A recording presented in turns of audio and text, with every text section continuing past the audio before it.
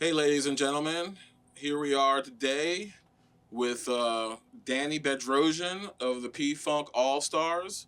We're here behind the Howard Theater on the PFunk bus, and we're going to have a little talk with Danny about what's going on with him. So, Danny, you have a new CD coming out, or is it already It's out? out. It is out. My new Secret Army album, Bam! Eightfinity.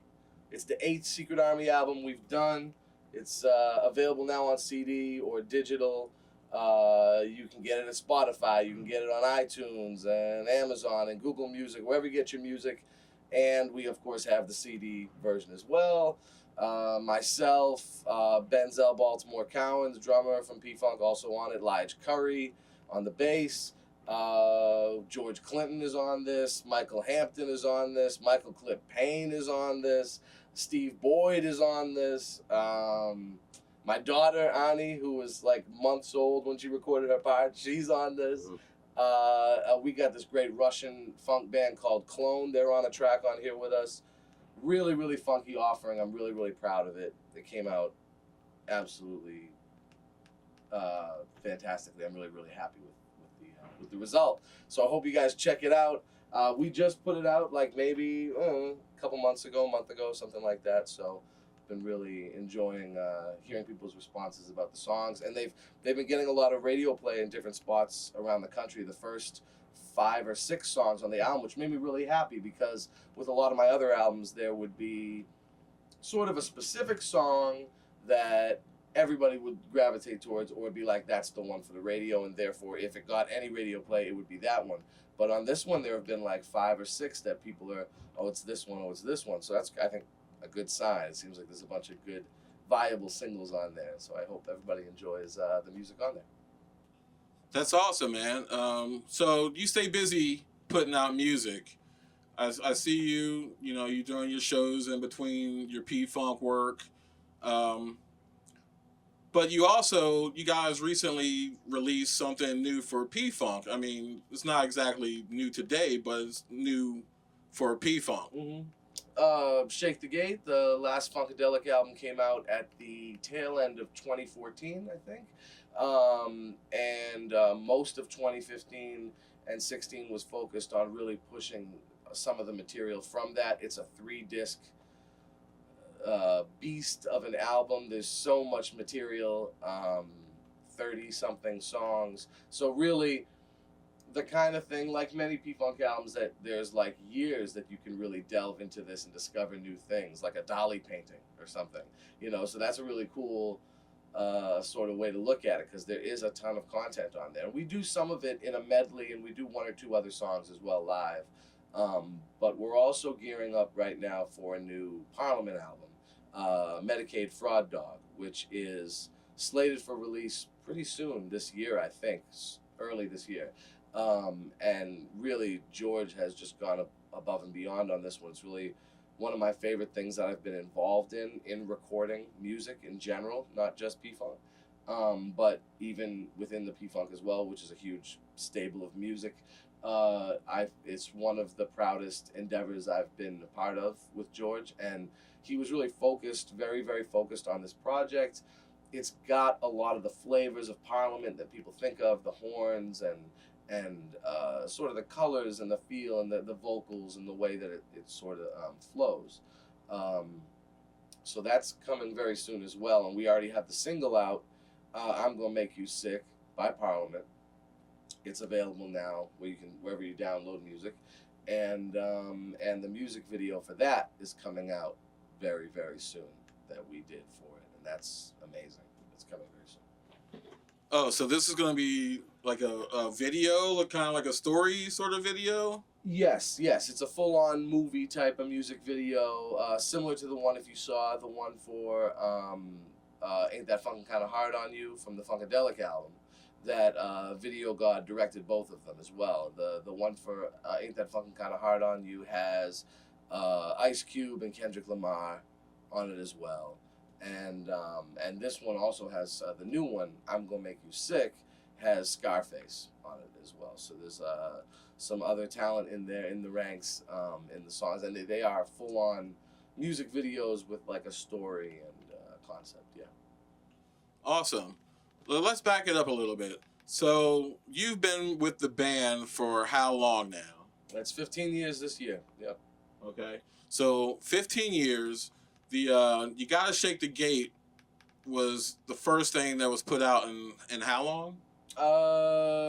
6 years. First thing in 6 years, because I think the last thing we had done in the in the George part of the camp was Gangsters of Love, which was a solo album of George's, and before that, 3 years before was How Late Do You Have to Be Before You're Absent? George Clinton Presents the PFunk Allstars. So there was a PFunk Allstars record in '05 and a George solo record in '08, and then a number of years dormant. Now there were live releases and things like that, but for a full-on studio release, it was several years before Shake the Gate came out. Yeah. So when was the first actual P-Funk recording that you were on? Well, the first stuff I'm on is live stuff. They did a couple of instant live things in 2004 when I started with the band live in Maine and live in Atlanta. Then they did a live one in Missouri or somewhere like that. One in California, and then there was a live in Montreux DVD, and so a lot of live stuff. And I guess How Late would be the first studio album I was on, but the song I played on was a live track. So the first studio tracks that I did that ended up on records I did one song on Gangsters of Love with Shavo Odagian, the bass player from System of a Down, and Kendra Foster, and Gary Scheider and George. That's called Stillness in Motion. That's probably the first of the studio songs that I co-wrote or was involved in that made it. Now, that being said, being formerly a studio musician at George's studio, my first 9 months before I came out on the road, I was just a studio musician. And I'd spent several years before that sending George tracks and working with them intermittently in the studio when I could, as a college student. But when I first came down and was just doing studio work, there was 9 months of recording and then many years of recording afterwards where whatever those cuts were, they might either end up on something else or just get shelved, or they're still waiting for something. Like there's a song on the new Secret Army album, on Affinity, that was a cut from the time that I was still just coming in or was a studio musician specifically. So those cuts get released. I mean, stuff, albums happen and things can come out 30 years later or 10 years later or 5 years later or a year later or whatever. And that's sort of the nature of the beast that is the studio, I think. But yeah, that was the first one. Gangsters of Love was the first one that I had studio cuts on. Yeah. Well, good, because that's where I wanted to go. Let's back it up to when you first got connected with P-Funk. How did that happen? Well, I was a big fan of the music ever since I was 11 or 12 years old. I bought the albums. I really liked the style. When I first understood what it was, I really felt like I was a classical musician. I was a classical pianist already, trained by my concert pianist parents. So there was the classical thing, the Bernie Worrell, that appealed to me. I played in a lot of heavy metal groups in Boston growing up. There was a hard edge to it that appealed to me. I worked as like the sole musician in a lot of hip hop groups where I was like the only guy that could play anything or sing anything, and did like hooks and back and tracks and things like that for hip hop groups in New England growing up. So there was that side of it that appealed to me. I always really loved R&B and soul. From a very early age, I was trying to study jazz and things like that, bebop.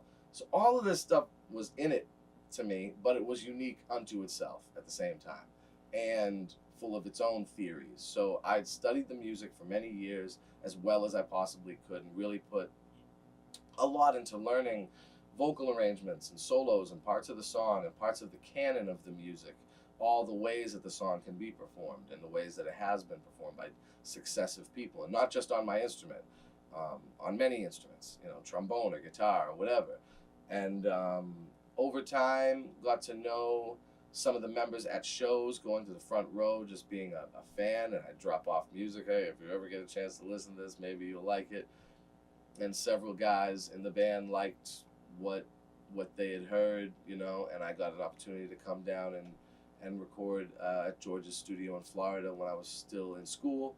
And after doing that a couple times, after graduating, I took the plunge and decided to try my hand at getting a studio job there, and it just so happened to work out after just a very short time being there in Florida. And then the road job was kind of around the corner. There was an opportunity for an opening in a technician position. The tech had been let go, the last guy before me, and so I just, let me get in there. And it was at a time where there was already 3 keyboard players in the band, Bernie Worrell, Razor Sharp, and Jerome Rogers. So there was really not necessarily room for another keyboard player, and I was teching for all of them. But even on my very first gig teching, I ended up playing some of the show. And then before that and after that, there were circumstances where I had to fill in. So that's sort of how it came to be. But even from the very beginning of teching, I found myself playing at the behest of the other aforementioned keyboard players for the most part, and then later other band members who took me under their wing and that I learned a lot from. So that's sort of how that came to be in a short, sort of condensed fashion. Yeah, I noticed that, you know, around here, you hang out with the core of the band. I mean, there's a core unit that seems to always be there, no matter what year it is, right? And you're definitely one of those guys. So now you're in a leadership position, right? You're the lead keyboard player. So now everyone's behind you, right? So one thing I did notice is that you're also singing more on songs. Sometimes. Right now, maybe not as much. It ebbs and flows based on what the set list is. But yeah, there are some songs that I sing on, and then, you know, I'm told sometimes, oh, you're supposed to sing more, you should sing more. But I try every once in a while to sing a little bit here and there, because I grew up singing too, as well as playing. So where I can fit in, where I can get in, I try to, but mostly leave it up to the singers. But there's a few songs that George has me sing on. Yeah, I noticed that the last time I saw you here at the Howard Theater, I was like, hold on. I was like, that's Danny back there singing right now, all right? I was like, oh, man, this guy is stepping up all over the place. Like, you're holding it down, man. I mean, clearly. So let's get to your personal life. So you have a daughter now. Yes.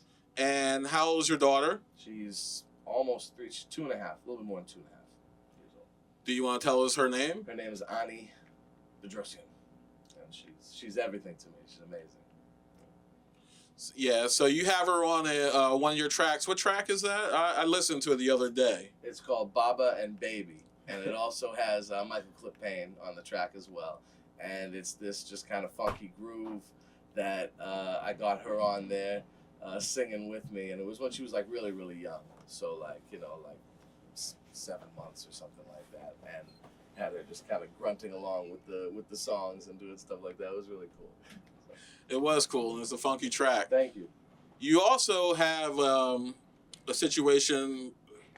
Do you call it a blog or a vlog? You're doing some recordings, and I noticed that you had some interviews going on, and you're playing tracks. And you're doing this on the road, right? Yeah. Well, I got a new radio show, podcast show called Danny on Everything. And I'm interviewing different people that are interesting to me from different walks of life, you know, musicians and artists, different kinds of things like that. And it broadcasts on this radio station called Moose Magnificat. And you can go to their radio station. It's Moose, Moose, Magnificat, Magnificat.com, and they have my shows broadcast once a month. I do one show a month, and it's Fridays, one Friday a month, 5:30 to 6:30 p.m., and one Sunday a month from 1 p.m. to 2 p.m. So it rebroadcasts, and then you can go to my Danny on Everything page from Moose Magnificat, and it has all the archived shows as well. Why don't you tell us Why don't you tell us the link so that someone can go directly to it? I think it's just the same moosemagnificat.com /DOE. That's just Danny on everything. .wordpress, and it's a WordPress site. It just has the archived shows, and you can go on there and check out what I'm talking about. People have been really there's been good response. You know what I mean? I've never interviewed somebody until I did this, so it's like a whole different way of looking at it. You know what I mean? So it was cool. It's been fun. Enjoying it. Yeah, you did a good job with the interview that I listened to. Oh, thank you. I'm going to go and check out the rest of them, Yeah, actually. yeah. So, what else you want to talk about, Danny? What else is going on?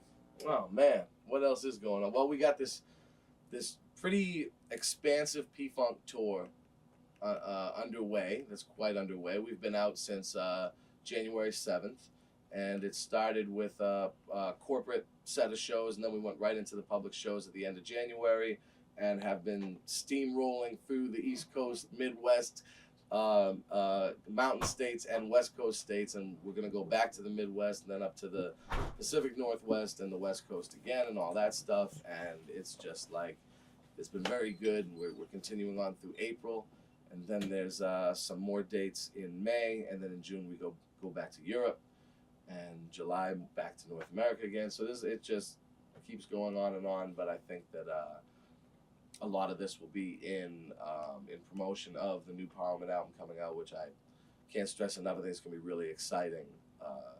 It's going to be really a great release. So I think that a lot of this is also parallel, going along with that. So that's an exciting thing that we can all look forward to for this year. So it's pretty cool. All right, that sounds great. I'm sure all the Funketeers have been waiting for more and more P-Funk to come out for years and years, and yeah, it'll be interesting and kind of wonderful to see something, some more stuff drop. Yeah.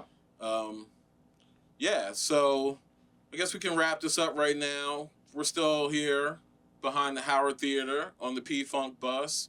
This is tour life right here. This is how these guys live when they're on the road, and that's around the year, basically. Yeah. Almost all year. All year long. All right. Well, thanks for tuning in with us. And Danny, we wish you luck with all your releases and everything that you're doing, as well as, send love to your family. And thanks for being with us today. We appreciate you. Appreciate you, Vincent. Thank you so much. All right. You're welcome.